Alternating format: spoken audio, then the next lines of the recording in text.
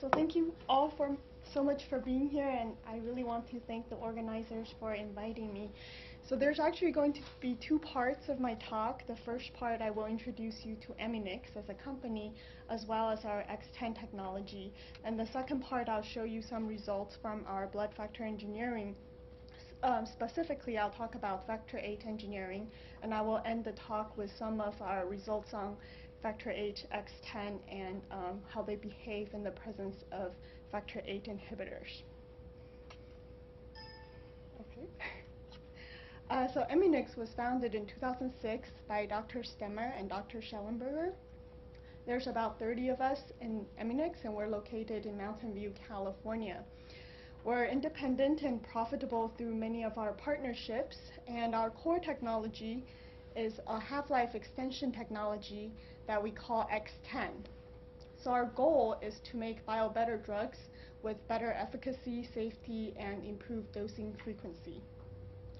We have two molecules that have just completed clinical trial phase 1A. Exenatide-XTEN is used for type 2 diabetes. hGH-XTEN is used for growth hormone deficiency. We have a couple of deals that we can disclose. Diartis and Versatis are our two spin-out companies that's working on the clinical development of exenatide and hGH-XTEN. We have a large collaboration with Biogen IDEC, where we're working on engineering factor VIII, factor IX, and factor VIIa, which is what I mainly work on. And we have a couple of other deals that we can't disclose the detail. This is our pipeline. So we have the two, exenatide and growth hormone, that just completed clinical trial phase 1A. Factor VIIa and factor VIII, we have just presented our PK results in the ISTH meeting in July in Amsterdam, and we are working on factor IX. And we have a couple of internal projects that are ongoing. So what is XTEN? So the idea is that there are a lot of protein and peptide drugs that have a very, very short half-life. Therefore, the dosing regimen is quite difficult for patients to adhere. Most of the time, to solve this issue, standard pegylation technology is used. And we had the idea that we can make a polypeptide backbone, which we call XTEN, that's composed solely of natural amino acids. Therefore, it would have the advantage to PEG in that it would be biodegradable, there would be no risk of kidney toxicity, and there would be no toxic metabolites. Furthermore, since it is a polypeptide, it's encoded by DNA. Therefore, we can precisely control the sequence and length, and there's also the option to introduce conjugation sites if the drug target that's of interest is a small molecule. We're able to do large-scale production via fermentation in E. coli. So in other words, XTEN is a protein that mimics many of the biochemical and biophysical properties of PEG. This is an example of our XTEN design. We had eliminated unstable amino acid. We didn't include any of the hydrophobic amino acids because we're afraid that it might aggregate. We tried to make XTEN as non-repetitive as possible, and we utilized 6 different amino acids in the design. And they're alanine, glycine, glutamate, proline, serine, and threonine. And here I'm showing you an example of our XTEN. It's an artificial sequence with no homologs in nature. So there are a couple of properties I want to share with you about XTEN. Number one is that it's very stable in plasma. So this is a GFP XTEN that we've incubated in the plasma at -80, 4 degrees, 25, and 37 degrees for 6 months. And it's quite stable, as you can see in the Western blot. It is highly biodegradable. So when we incubate XTEN in monkey plasma, it's stable. But when you inject it in vivo in monkey, it's stable up to 7 days. But when you incubate it with a kidney homogenate from rats, it's degraded very fast. There are a couple of properties of XTEN that I don't have time to show you data here today. It's highly soluble, which is critical for the formulation of biologics. There's no secondary structure by cyclodichroism, which means it's one of the properties that's similar to PEG, and it has very large hydrodynamic radius as measured by size exclusion chromatography. So the key point of XTEN is to develop a peptide polymer that can extend the half-life of drugs. So do we know that it can extend the half-life of drugs? So we have a couple of different payloads that we use recombinantly to express with XTEN. So for instance, exenatide was recombinantly expressed with an XTEN of 864 amino acids. And we tested the pharmacokinetics in 3 different species: mice, rats, and monkeys. Without XTEN, exenatide has a half-life about 10 minutes in mice. In the presence of XTEN recombinantly expressed, now it has a half-life of 12 hours, which represents an increase of over 70-fold. In rats, the half-life is about half an hour, and it's extended to 32 hours, or a 65-fold increase. In monkeys, again, the half-life was about half an hour without XTEN, and with XTEN it's 60 hours, or a 120-fold increase in half-life. And the similar half-life extension is shown with different payloads that we have tested, and we feel very confident that it does greatly improve the half-life of multiple protein and peptide drugs. So in summary, I hope I have shown you that XTEN has many different properties that's similar to PEG. It's very stable in plasma, it's unstructured, it has a large hydrodynamic radius, and it effectively extends the half-life of drug targets. Furthermore, XTEN is superior to PEG in that it's highly versatile, it's easy to manufacture, it's biodegradable, and there's no toxicity concern regarding its metabolites. Obviously, when we look at designing of a biologic, the one key question we have is if it is immunogenic. And here I would like to show you some preliminary data we have.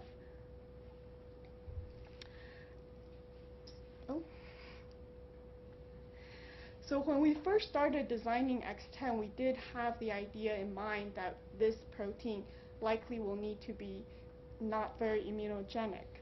So we had decided to choose amino acids that are hydrophilic, which has a biologic effect of having a weak antibody binding, poor MHC display, and no anchor residues. We're also hoping that this particular polypeptide would have no structure, therefore it would have very high entropy in solution, which again translates into weak antibody binding, weak MHC display, as well as no conformational epitopes and steric shielding. So what I mean by that is, for a structured protein, it has a very low entropy in solution, and when it's antibody bound, again, it has very low entropy. For XTEN, since it's unstructured in solution, it has very high entropy, but when it's bound to antibody, now it has low entropy. So antibody binding of XTEN will result in a loss of entropy, which is unnatural, unlikely to happen. We did a lot of in silico analysis on XTEN, and we were not able to find any T-cell epitopes by Epitope, and we also panned morphosis, and we're not able to find any epitopes there. However, we did find a lot of epitopes in our payload of question here. We have some preliminary results on the immunogenicity of XTEN. So the first thing we thought of is we would inject rabbits with a highly immunogenic protein, such as GFP. So these rabbits are subject to 4 weekly injections, and we looked at antibody production in the rabbits with ELISA. With GFP alone, we saw a very strong anti-GFP response. When we injected the rabbits at equal molar of GFP-XTEN, we actually saw a reduction of antibody response. So we thought we saw that XTEN fusion actually resulted in a reduced antibody response to the target protein. We also tried to repeatedly dose our XTEN, and this is a 576 amino acid XTEN. We dosed it 10 times. We had 10 weekly injections, and we used 4 mice per group. We used E. coli produced asparaginase as a control, and since this is a clinically utilized molecule, we thought it would be a good benchmark for immunogenicity. And again, we detected antibody titer via ELISA. So when you look at XTEN, which is in the little blue bar here, we saw a very little antibody production at 1 to 500 dilution, but the ELSPA control actually had quite significant antibody response. At 1 to 10,000, 2,500 dilution, we saw no response in antibody production by XTEN. So XTEN gave a much weaker antibody response by over 100-fold compared to our ELSPAR control. So overall, we have tested 10 different versions of XTEN, all containing the 6 amino acids that I have just mentioned previously at different ratios. None of them contained any T-cell epitopes by the in silico analysis. Overall, we've immunized 67 animals in 4 species, and up to 10 subcutaneous injections were used per animal. And we rank the immune response by weak, moderate, and strong. And based on all of our experiments, XTEN would at most produce a very weak antibody response. So we saw no significant immune response to any of the XTEN sequences that we've tested so far. So here I would like to show you results from our first clinical trial. And this is a trial with human growth hormone XTEN in clinical trial phase 1A. It's a randomized, double-blind, placebo-controlled, single ascending dose study that was conducted in 17 adult endocrinology centers. We had 50 patients with growth hormone deficiency. They were divided into 5 groups of 5 different doses. In each group, there are 8 patients who were treated and 2 are placebo patients. And the doses that were used were between 0.05 to 0.8 mg per kg.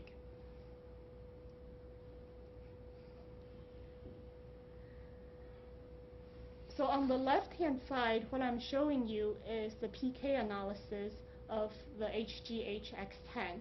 And again, 5 different doses were used, 0.05, 0.1, 0.2, 0.4, and 0.8. Based on analysis, we saw that the half-life of hGH-XTEN was about 130 hours, which is compared to the hGH itself at 2 hours. So it was a 65-fold increase in half-life. We were looking for the IGF-1 response in these patients, and we again saw a very extended IGF-1 response. The PK and PD profile of these results suggested there's a potential for a monthly dosing for hGH-XTEN in patients. When we looked at whether or not these patients developed any antibodies against our drug, we saw 4 out of 40 patients that were treated had anti-hGH-XTEN antibody. However, 3 of them actually had antibody against hGH alone. None of these patients had a significant difference in their IGF-1 response compared to patients with no antibody. So we believe these antibodies are either very weak binders or they're non-neutralizing antibodies. Obviously, to further really test whether or not hGH-XTEN is immunogenic, we will need naive patients and to repeatedly inject them, but we don't have data on that. So in summary, I hope I have shown you that we designed XTEN with no hydrophobic amino acid residues. There are no epitopes that are predicted from our analysis. There's no significant immunogenicity that was observed in our animal studies. And recombinantly expressing XTEN to a protein target actually seemed to reduce the immunogenicity to the target and we observed no significant immunogenicity in our clinical trials. So the take-home message for this part of the talk is that XTEN is a non-immunogenic polypeptide that has an excellent half-life extension effect to a lot of peptide and protein drugs. So from here, I would like to switch gears to talk about XTEN in blood factor engineering. And this is a collaboration work between our company, Immunix, as well as Biogenidec Hemophilia, just down the street. So hemophilia is a congenital bleeding disorder. It is a clotting disorder. What that means is these patients don't bleed any faster than we do, but when they do bleed, they cannot stop bleeding.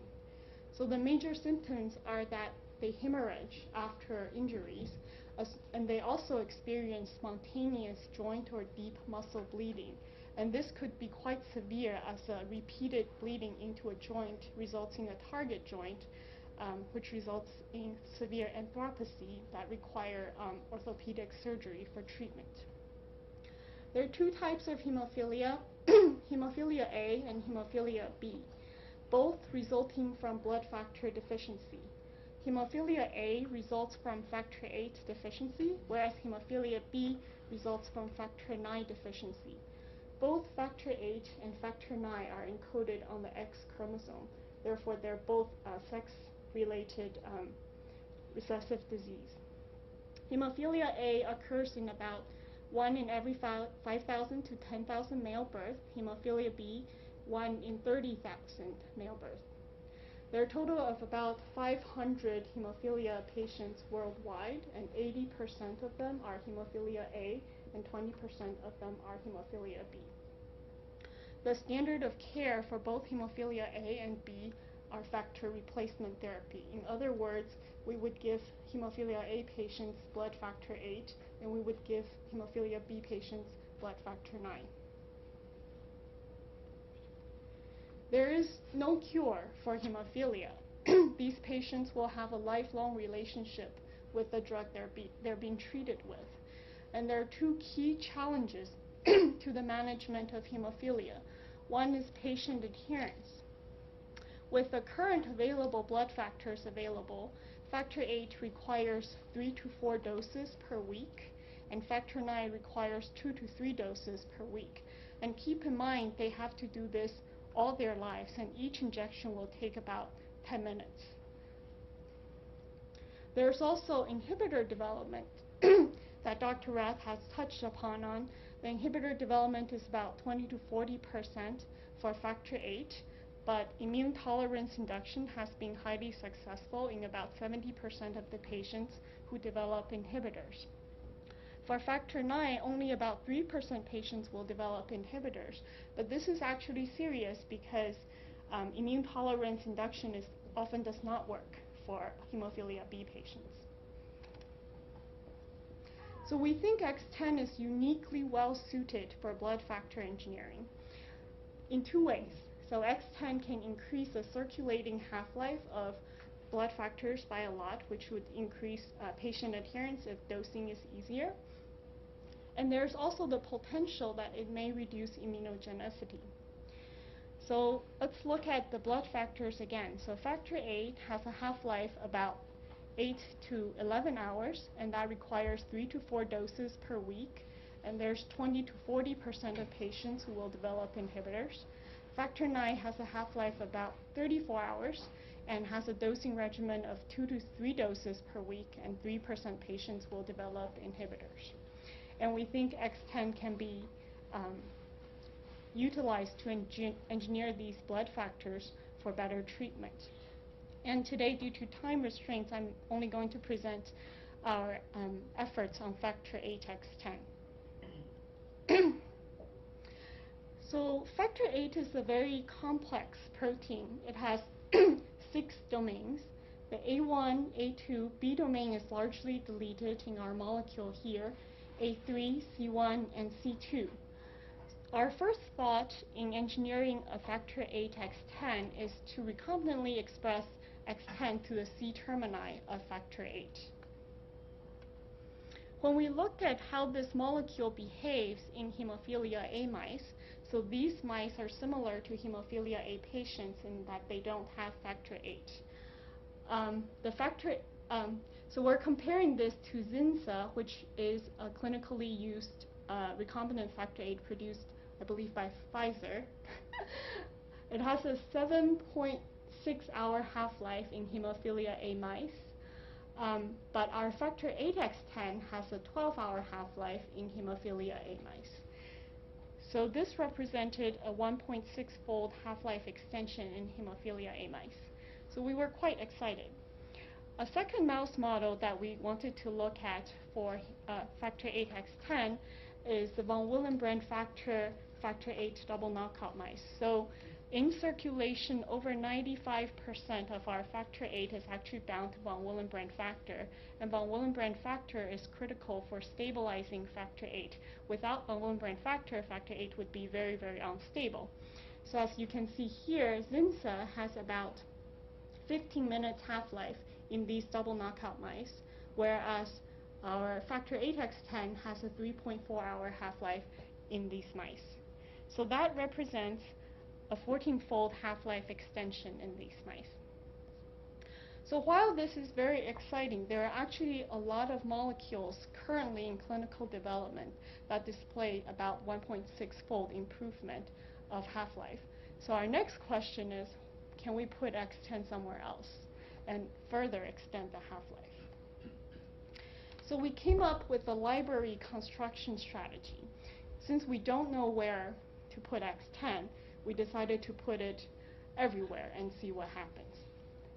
So we started with 3 different factor VIII base vectors, and we tested them for activity by both APTT as well as chromogenic assay. And then we started inserting small pieces of XTEN. These are only 42 amino acid XTEN in various areas of factor VIII. And we tested these molecules for activity as well. For the molecules that retained activity with the XTEN 42 insertion, we further replaced the XTENs with larger XTENs, different XTEN sizes, as well as different composition of XTEN. And these molecules, we looked at both activity as well as PK. So we came up with this strategy, but then furthermore, we wanted to know where should we put XTEN. Factor VIII is a 2,332 amino acid protein. There are a lot of sites we can put XTEN. So we had a couple of criteria that we decided to utilize to select XTEN insertion sites.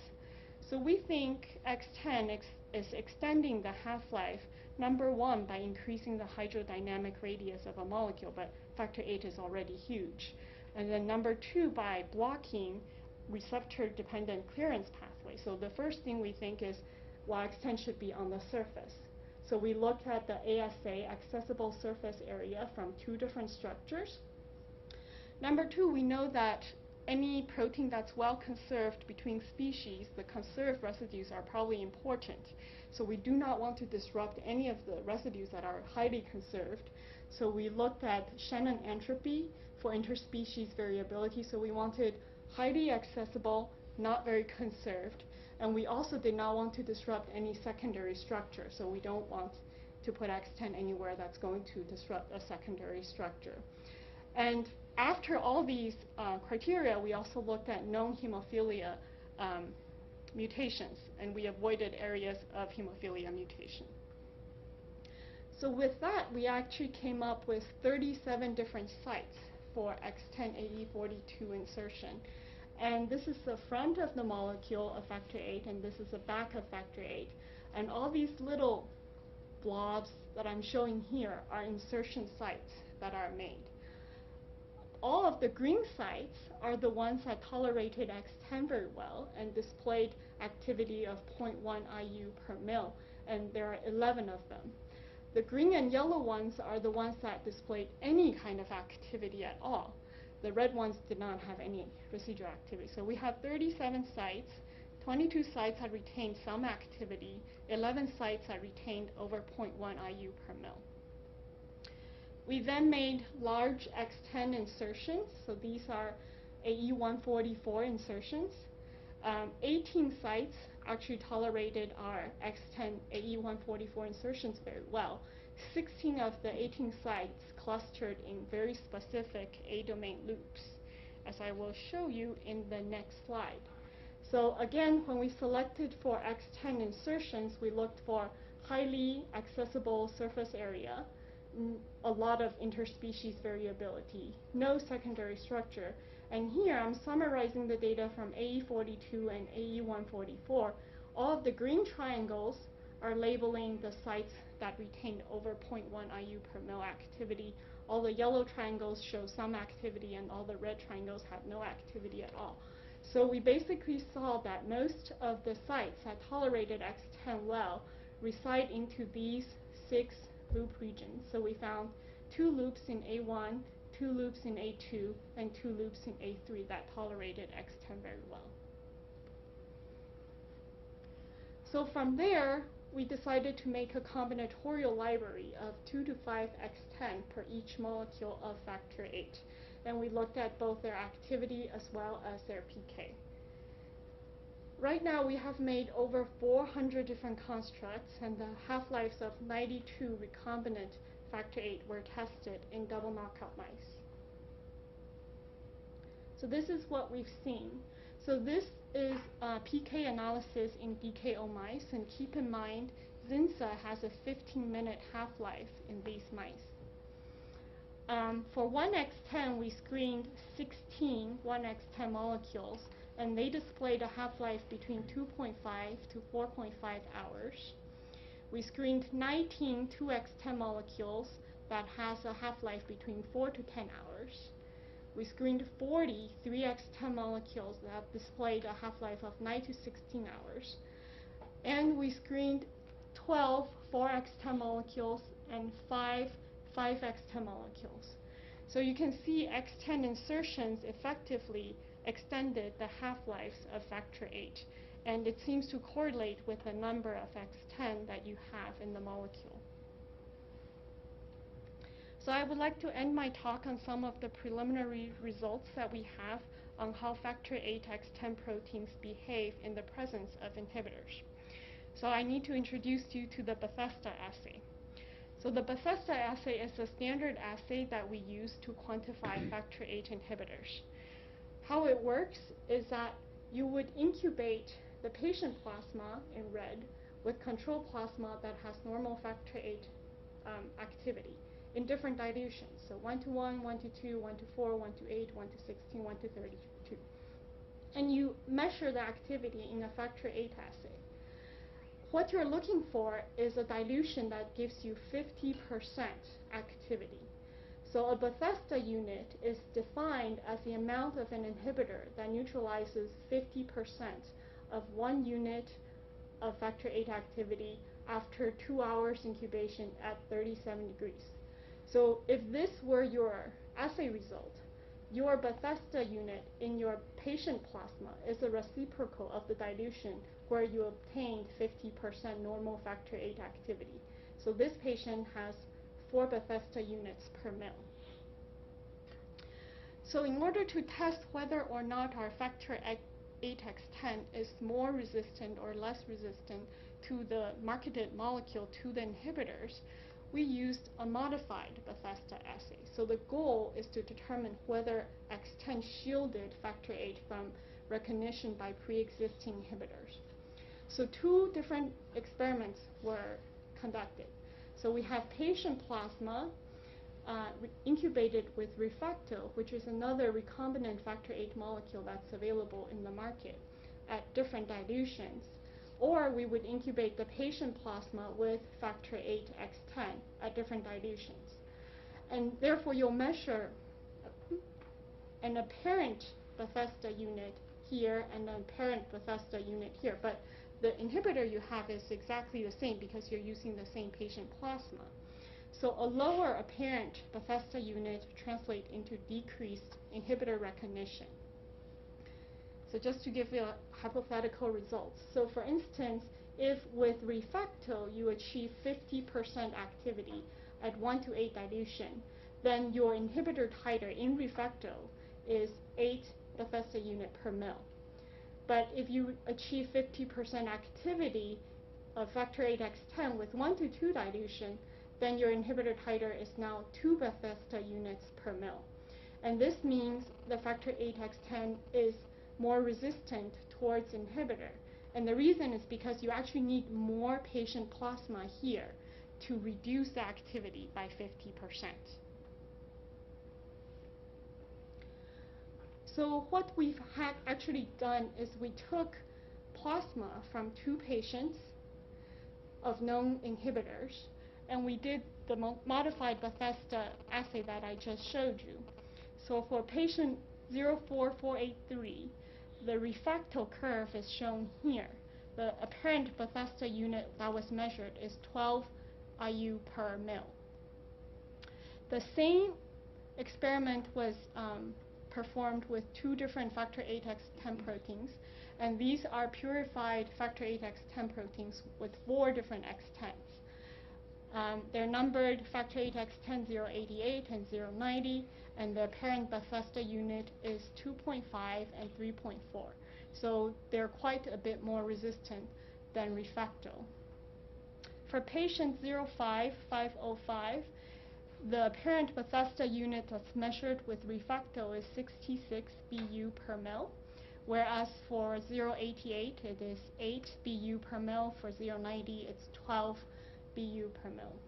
So we observed lower Bethesda units with both of our factor VIII-XTEN proteins that were used. And we think this is pretty preliminary, but we do think XTEN partially protected factor VIII from recognition by the inhibitors. So in summary, I hope I have shown you that XTEN insertions effectively extended the half-life of factor VIII, and we identified a couple of permissive loops that seem to tolerate XTEN insertions very well, and that XTEN insertions was able to shield factor VIII by recognition of factor VIII inhibitors.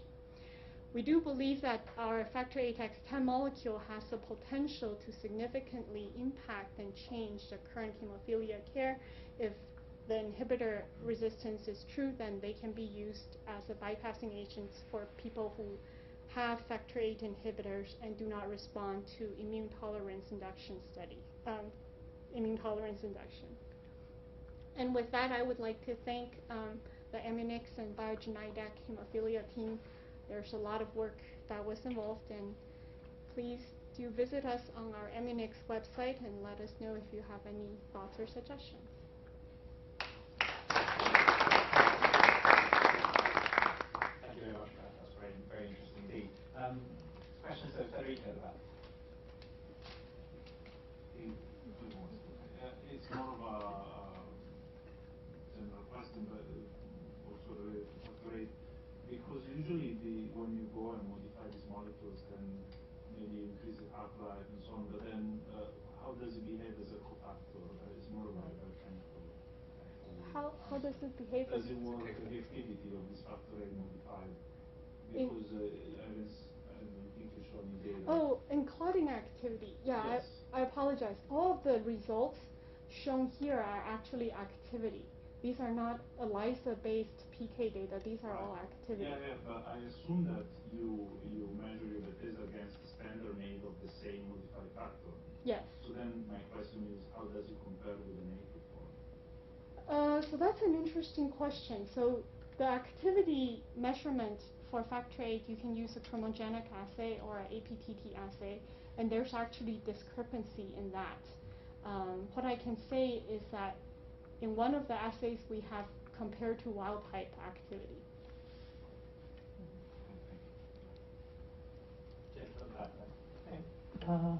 So my question is extending the last question. The concern with touching factor VIII is the lack of activity. So have you tested binding partners, like for your XTEN, as for example, von Willebrand factor, does it bind properly, or phosphatidylserines, which is known for binding to factor VIII, does it bind? Or have you tested biodistribution of factor VIII-XTEN? Like we have experience of seeing it in mice, especially liver or splenic deposition. So have you checked which areas of liver and spleen are getting this XTEN factor VIII, and has it changed from the native factor VIII? Because that might lead to lack of immunogenicity. Yeah. Immunogenicity in the animal is a holistic approach, not the. I can't disclose that. Yeah, so going back to the assay where you were comparing the Bethesda units for the two products, and the question, because I think at some point you said that you were looking at products which had like 0.1 units of activity, which I assume means that it had 1/10 the activity of wild type. So when you actually run it in the assay, are you running 1 IU per Yes. for each one of those? Yes. And so does that mean that you're putting in 10 times as many moles of the XTEN molecule? We're running it based on the same activity. So we would formulate so that it would have the same specific activity as INSA and at the same volume. So we don't change either the specific activity or the volume. So I guess what I would say is that means that in your assay you're putting in a lot more molecules, and whether it's neutralizing antibody or binding antibodies, they're all binding antibodies. So it seems like you would need more, so in that regard I would say that it wouldn't be surprising that it would have a lower titer against the... It would be the same... You would need more antibodies to reduce the number of moles of molecule that you have there, unless the antibodies aren't actually binding to some of the XTEN molecules. So we're using, these molecules have similar specific activity to wild type. So we're putting the same amount by activity, which would translate into the same amount by molar as well. Yeah. Okay, so sorry, then I misunderstood what the 0.1 units of activity meant. So you had some molecules which have the same specific activity. Well, specific activity is based on concentration, but you would have the same molar specific activity then. So the 0.1, so this was an initial screen where we did not actually purify the protein. This was just a expression experiment. So we wanted to screen out both molecules that would have low specific activity as well as low expression. So the 0.1 actually is probably due to the fact that these proteins are expressed transiently at the lower level than our factor VIII control. But the actual amount of protein is the same. It's 1/10. Therefore, the activity is 1/10. One final question from David.